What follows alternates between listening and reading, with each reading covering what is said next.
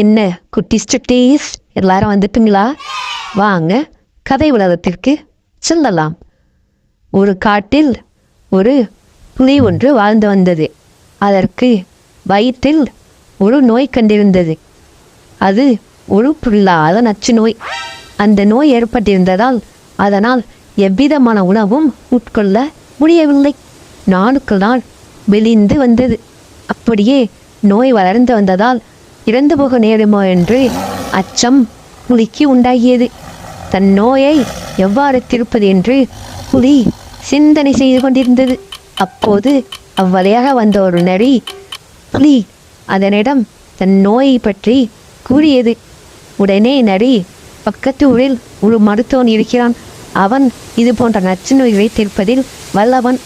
அவனை போய் பார் என்று கூறிவிட்டு நரி தன் வழியில் சென்றது. புலி